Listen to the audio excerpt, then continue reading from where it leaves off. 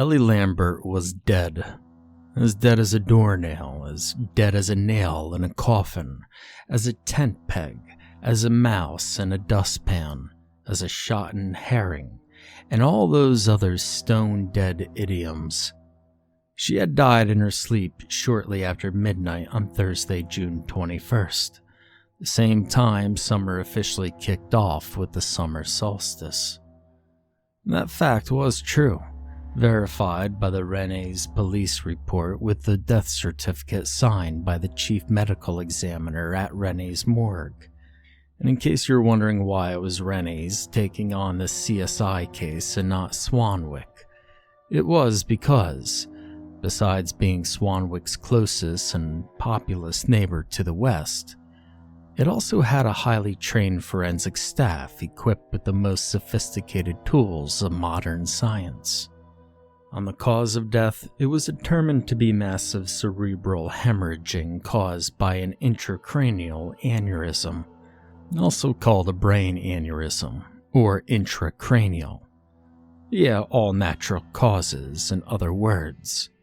A much more plausible explanation than one proposed by Vanessa's younger sister, Amanda. That what I had shot outside the front door to the guest house wasn't a hallucination or a sick, ghastly joke by some of Vanessa's goth friends, but a double. In other words, an ectoplasmic astral body that could detach itself during deep sleep and sally forth in an animal shape or something even more monstrous. Kind of like a werewolf, only without the painful, embarrassing body contortions and sprouting of fur and fangs. Not a curse cast by some gypsy fortune teller or devil, but your darker animal nature made incarnate. A little bit about Amanda, by the way. She's the exact opposite of Vanessa. Small, blonde, with a delicate frame made even more wispy by her total vegetarian diet. She also consumes fantasy and horror comics by the trunkful, as well as classic, weird, and fantastic literature. One of which she showed me was the werewolf astral projection example titled The Camp of Dog by Algernon Blackwood. She also showed me a slew of information from astral bodies to forums on the internet, including stuff her various pen pals posted on these True Tales, Let's Not Meet Weirdos, Monsters, and etc. websites. One of these caught my attention since it described an encounter with an entity rather similar to the one I had witnessed.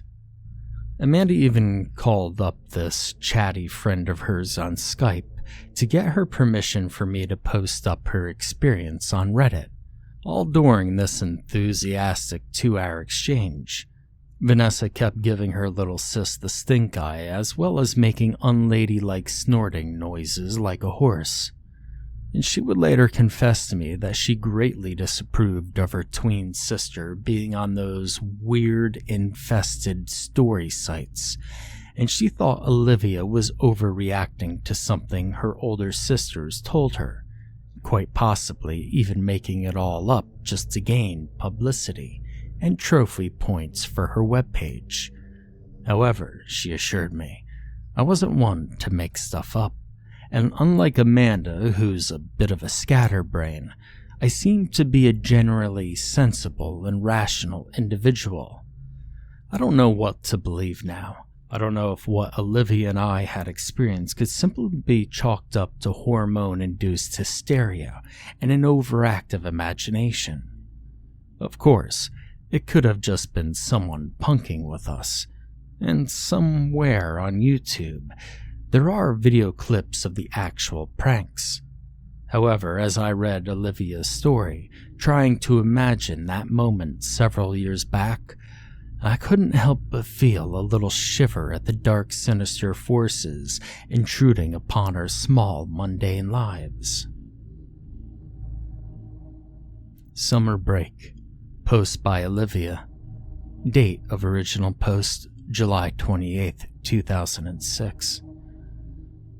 Sometimes you may have really horrible days descending without any hint of warning. You wake up with a strong sense of foreboding, and you know that things will turn sour the moment you step outside. And yet on other days, everything seems to be going great, until a sinkhole suddenly opens up while you are rollerblading, or a small plane crash lands into your backyard, taking out your treehouse. As was typical the case, this particular descent into the abyss started out as a pretty decent day. I just turned 14 that July, and had hit a growth spurt, going from a measly 4'8" to a petite 5'3". Next fall was high school, where hopefully I won't get dumped in the special self-esteem class for sufferers of extreme shyness and other awkward geekiness. But I wasn't thinking about that at that moment. I was more concerned with the upcoming camping trip and how I was going to spend it. As my dad pulled the station wagon over into the spot onto the main street, I looked over. Through the bug-flecked windshield, I could see a crowd of fidgety kids and their parents. Piles of luggage were haphazardly stacked in the broad college parking lot, and still people were streaming in all directions. Pushing open the door, I got out, while Dad opened the back and began unloading the essential stuff I needed for my 2-week stay at Camp Kim 2.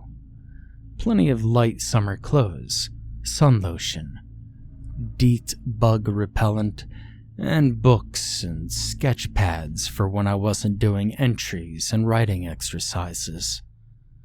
Picking up my sleeping bag and backpack, I hurried after my dad crossed the street, just as the first of the college geology buses pulled up near the excited crowd. It was a fine weekday morning, and a cool breeze was blowing in from the Pacific.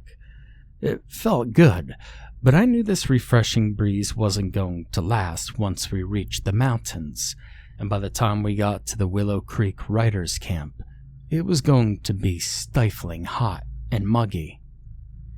A few minutes later, I was aboard, my gear secured in the metal rack above my seat.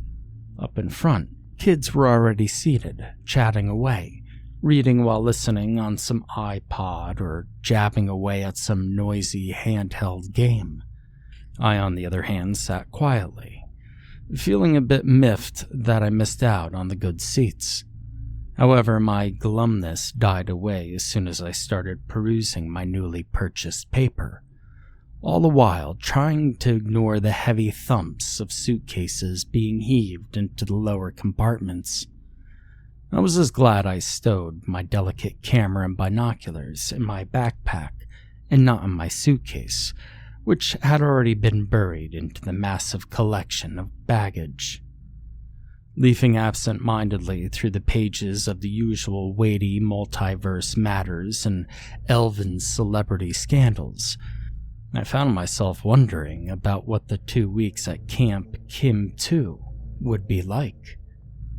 My 3 older triplet sisters, being the wicked brat witches that they were, teased me for weeks before my trip, saying that the woods were full of hungry bears, Sasquatches, and Wendigos, and that the cabins were nothing but old trappers' shacks with hardly intact doors and tattered screen windows, with the only furniture being several grimy, urine-stained, mouse-infested mattresses. And naturally, I didn't believe them upon seeing the photos they took of their enjoyable stay there. Even though they were right about the cabins being a bit rustic and outdated, they were fairly clean and well kept. Plus, there wasn't an animal pest in sight, big or minuscule.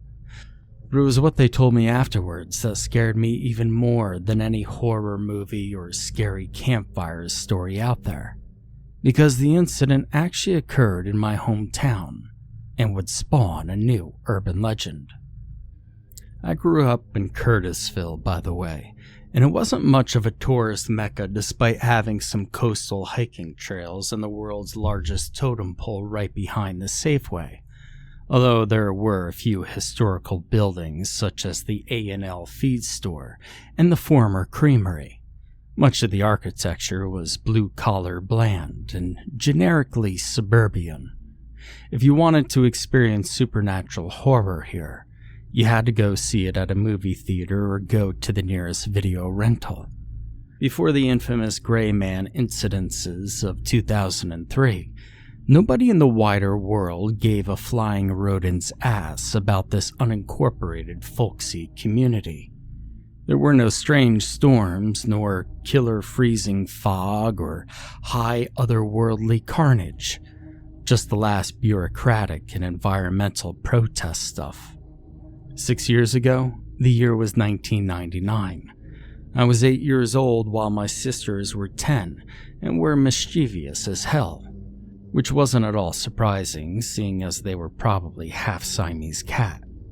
While most of my interest involved around the TV and playing with my second-hand toys, my sister's interests revolve around playing amateur detectives and trying to figure out who or what was responsible for all those disappearances among the local animal population. Lately, there had been a rash of missing pets and poultry, whether as one of theft or just typical running off during the 4th of July fireworks. Nobody had a clue. They were just simply gone. There was no trace of any fur, feather, or blood, nor were there any footprints or signs of a struggle you could typically find with a varmint raid.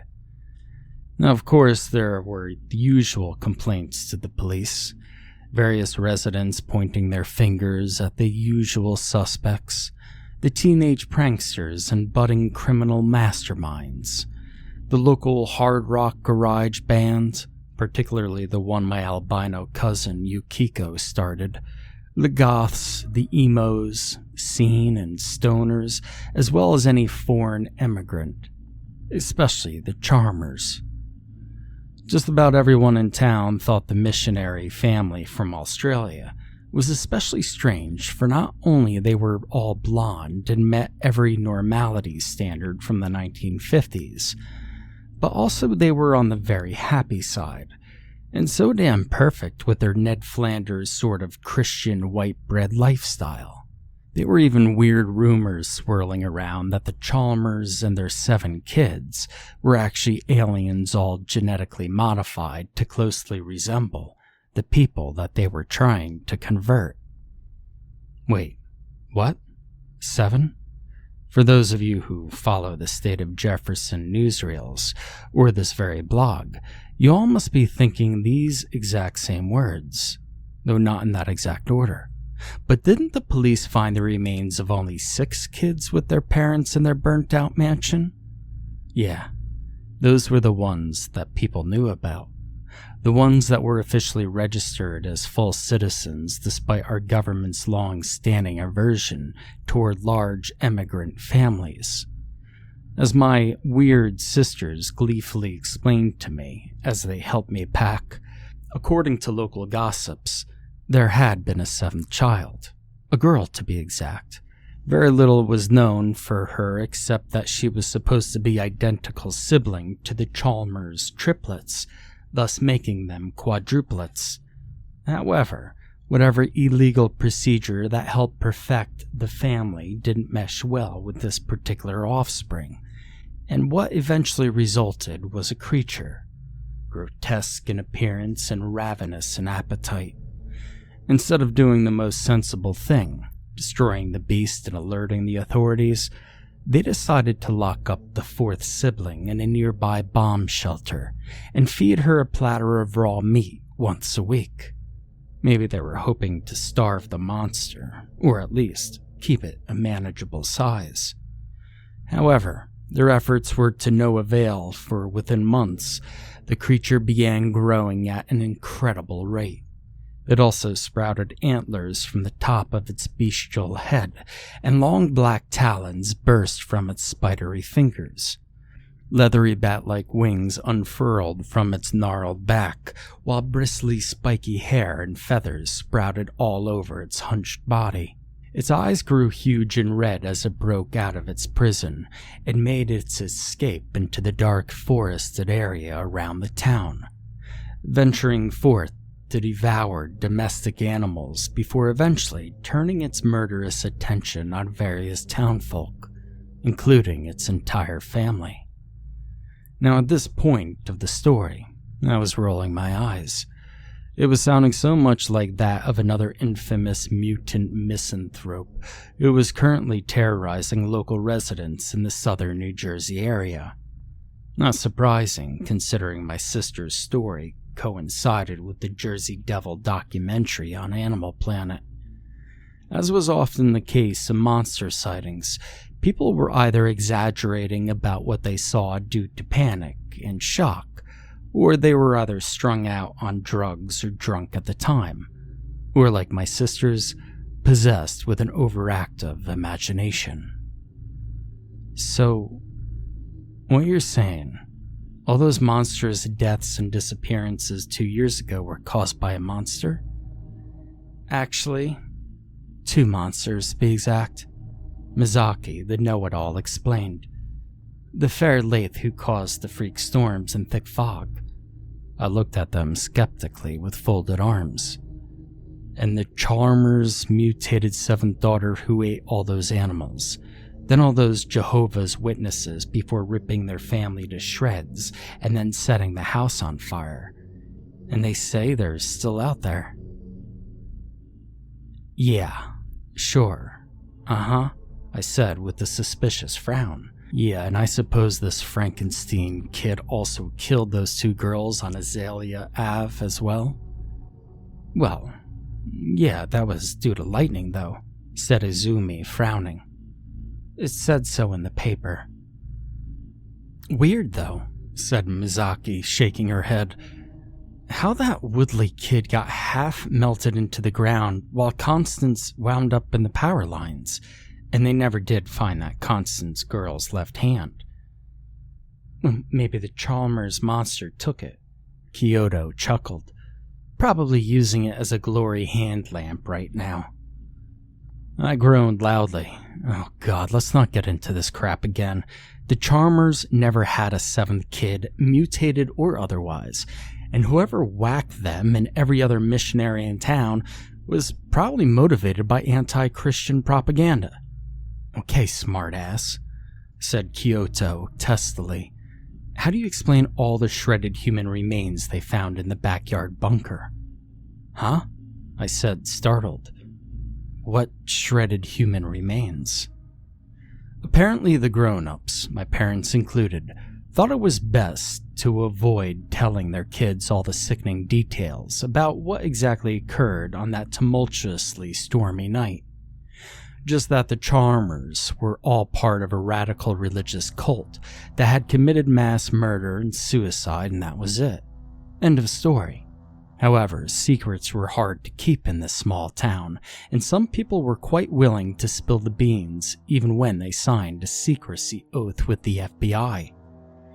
Without even answering my questions, my sisters started pulling out sheaves of newspaper from underneath the sofa cushions and dumping them onto the living room table. All of them were copies of various California newspapers. I looked at the Uniontown Times-Standard laying on top. Bloody mass murder scene near arson homicide site. My mouth dropped open as I flipped to the next paper and read, Real life, Sawyer family? Then another. Victims described as pureed. Still another. Grisly Curtisville slayings raises questions. Was one or more of the Chalmers involved? The next one made the hairs stand on the back of my neck, and I was chilled to the bone. Unknown Curtisville cryptid menaces neighboring communities, connected with recent October killings. Then this one from May of last year. Mystery deepens over disappearances of 5 local girls at Fairhaven midsummer party. Residents blame Curtisville monster as culprit. Well, that's great, I thought, flipping page after page of fear and intrigue. Not only was it expanding its range, it's not even waiting for the people to step outside. Let's hope it's not smart enough to use public transport, where we campers are majorly toasted. I glanced up, half expecting to see my sisters grinning maliciously or hearing a snide warning along the lines of, Have a good time and don't let any of the bears or boogeyman bite you on your way to the pot." Instead, I noticed their demeanor had suddenly changed. Normally jaunty and joking, they had become serious and solemn. I heaved a deep sigh and rolled my eyes ceilingward. "Let me guess," I groaned. "Several people have disappeared in the Willow Creek area, and there's talk that the Curtisville monster got to them too." My sisters looked at each other. Finally, Izumi spoke. "Well, no, there's no other monster in Willow Creek to worry about, other than Bigfoot. We didn't quite tell you everything about those 2 girls that got hit by lightning last October." "Yeah, you told that police couldn't find Constance Green's left hand," I said, interrupting. "So I figured you either have the hand squirreled away in a pickle jar somewhere, or you know someone else who has it. Most likely Yukiko, since he's into that goth metal dark stuff." "Well, we didn't actually find the hand," said Mizaki quietly. "I considered this. Okay, you saw a dog or a crow carry it off, so you decided to follow it." "No, we didn't go anywhere that night," said Kyoto severely, "because it was rainy, dark, and we had to be all in bed by 9. And it was also a school night," Izumi quickly chimed in. "Thursday, it was the 22nd. "Oh, for crying out loud." Kyoto flung her hands up in frustration. "What difference does it make what specific god's name for that day, night of the week? Everybody was in bed fast asleep when it all happened." "Well, what did happen?" I asked desperately, besides all that weird crap that was going on Azalea and Hewitt Road. "Well, Izumi heard it first," Kyoto went on, plunking herself down in a chair. "Woke us up, saying that was one of the cats outside the window wanting to come in. Which didn't make a whole lot of sense, since the window was pretty high off the ground, and there wasn't anything for a cat to climb up on. Even though me and Mizaki knew both cats were in the laundry room asleep, we still got up to check it out." "And that's when you saw the thing crawling around?" I exclaimed, interrupting again. Izumi shook her head. "We didn't find nothing. No prints, scratches, nothing." Her tone turned as she eyed the other 2. "Well, I'm surprised I heard anything at all with all the hippopotamus snoring that was going on." "Hippopotamus my butt," snapped Kyoko. "I'll have you know." Mizaki sighed wearily. "I just finished the damn story already." "Yeah, okay," said Kyoto.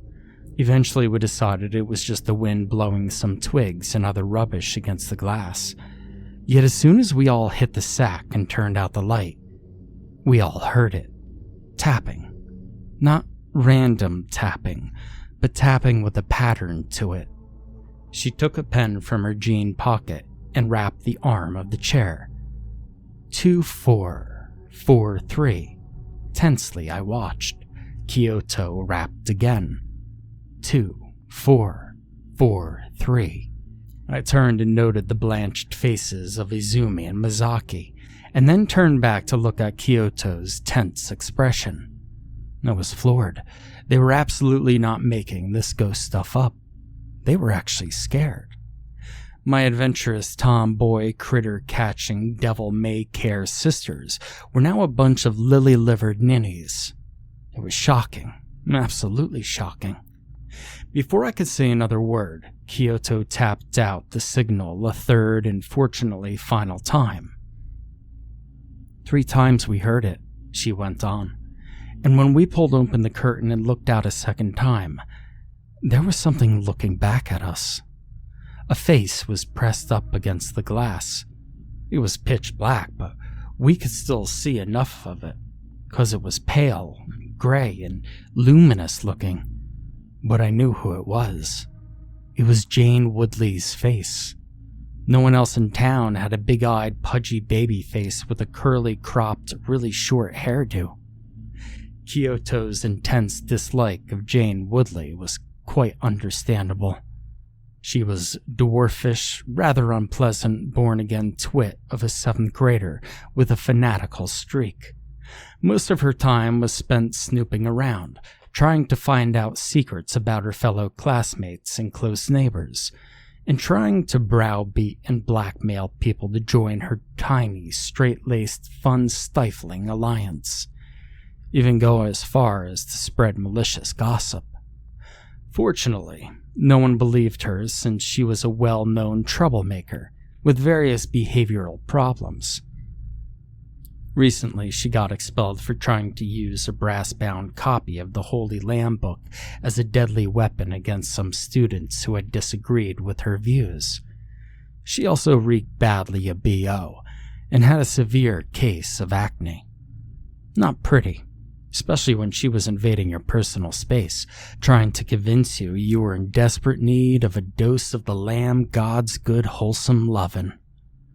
Oh yeah, and she was constantly trying to speak to us in really horrible Japanese. Eventually, it got so bad that we didn't bother trying to correct her anymore. We all decided to ignore her completely, hoping that maybe she'd just get bored and bother someone else for a change. Well, she did eventually leave, but not on her own accord. And now she was haunting my sisters. Although at the time they probably didn't know she had just had her mortal coils severed in a rather dramatic and violent fashion. It reminded me of raw bread dough. Kyoto continued on. Soft and pale as a mushroom, and then these two hands appeared right below the thing's face. The right one was definitely Jane's, being all puffy with short, stubby fingers, but the left didn't belong at all. It was long with slim fingers, and I recognized it immediately as belonging to that Constance chick. I was stunned. What? How? Well, because she had syndactyly. Mizaki blurted out, causing me to jump. She showed me both her hands when I was at the dog park once. The last two fingers were fused together on each hand. Well, she was probably embarrassed, said Izumi quietly. Plus, Jane was trying to be all chummy and nicey-nice with you at the time, and you know how really judgmental and gossipy she was. Yeah, I remember, I muttered before quickly changing the subject. So what happened next? Izumi immediately took over from Kyoto. So there she was, her weird ugly mug staring at us like one of those ghost lanterns. And then Kyoto shot at it with a Leipzig flare gun, shattering the pane, and then in a wink, it was gone. My mouth dropped open as I looked back at Kyoto. Leipzig flare gun? Where the hell did you get a flare gun from? Kyoto smiled smugly as she gave a slight shrug. Well, I won it off a raffle at the library sale in Terrapin Station. I snorted disgustedly with a roll of eyes. I knew about the flare gun incident since I had woken from a deep sleep by the whistling bang of the flare bursting the window, followed shortly by both my parents yelling, and then the sudden burst of sirens as a couple of police cruisers pulled up. My sister nearly got arrested that night for firing off a flare gun in a residential setting, but she got let go with a citation when the witnesses came forward saying that she wasn't anywhere near the Chalmers mansion when the blaze took place. And up until now, I thought it was just a regular run-of-the-mill flare gun, and the burglars was one of the Jane's skank toadies snooping around, trying to come up with some dirt on us. As usual, I was always the last one to know because I was too busy focusing on my goals of being a geeky overachiever and trying to distance myself from my sister's mischievous and prankish nature. Well, going back to Izumi's account of that infamous night, Kyoto decided she was going to thrash that Jane or whoever that freak was for giving us a scare like that. So she told Mizaki to keep watch and handed her the Leipzig. Then she took a baseball bat while I took a fire poker, and we hurried outside. There were a whole bunch of dogs in our yard. Wait, you mean like hellhounds? I've been watching a lot of Buffy the Vampire Slayer around that time, and the 54th episode involved hellhounds attacking a senior prom.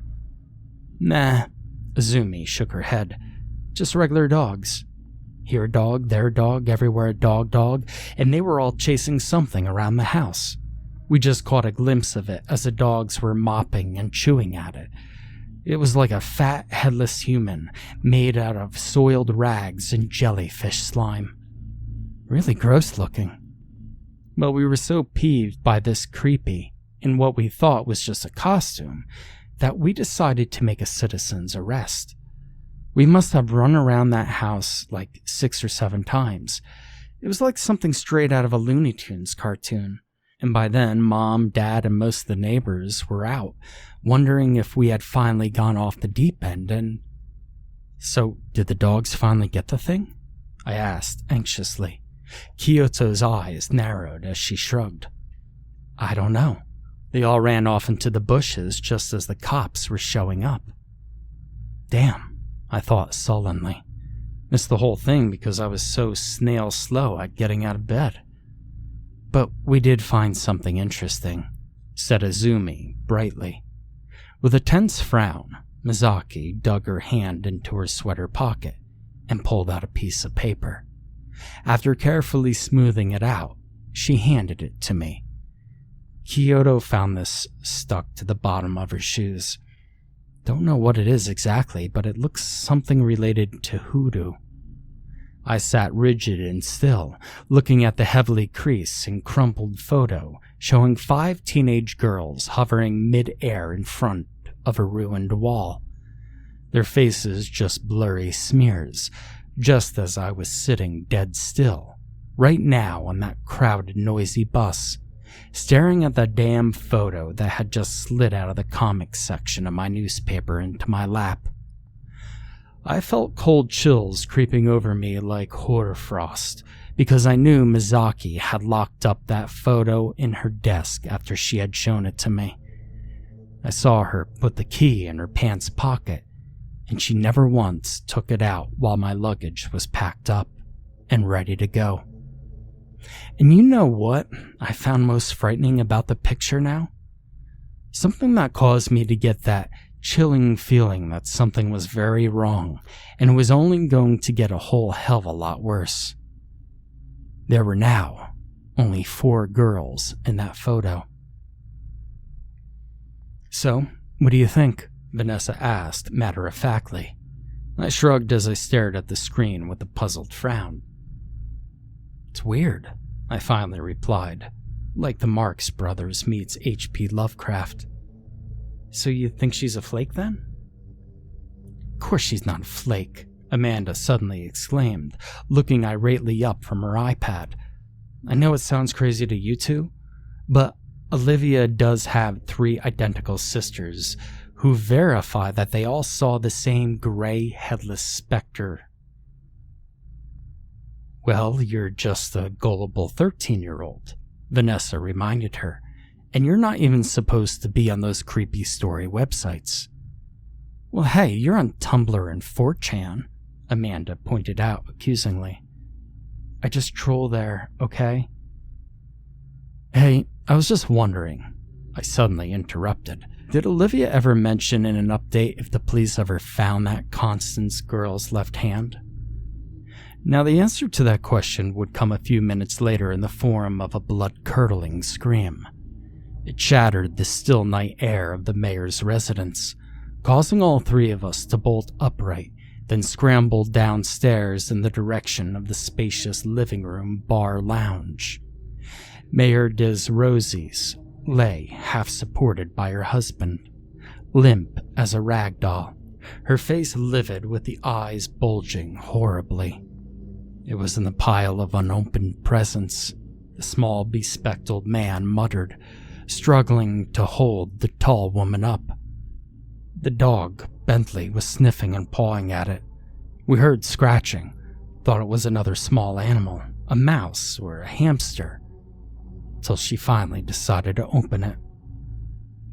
All three of us slowly turned to regard the spilled contents of a decorative hat box that had been tied with the satin ribbon printed with yellow smiley faces. At first, I saw nothing, until Vanessa shook out the crumpled sheets of tissue paper and gold wrapping. Then something fell out and landed on the tiled floor, and lay clearly visible in the moonlight. Something like a dried dead tarantula. Only a tarantula didn't have 5 legs or long, filthy nails, like chicken talons. Its shriveled blackened digits clutched a torn and tiny photo, like the one mentioned in the story showing those girls hovering in space in front of what looked like an old stone wall, blurry, watery smears for faces. Yet instead of 4 lost souls like in the story, there were only 3 visible.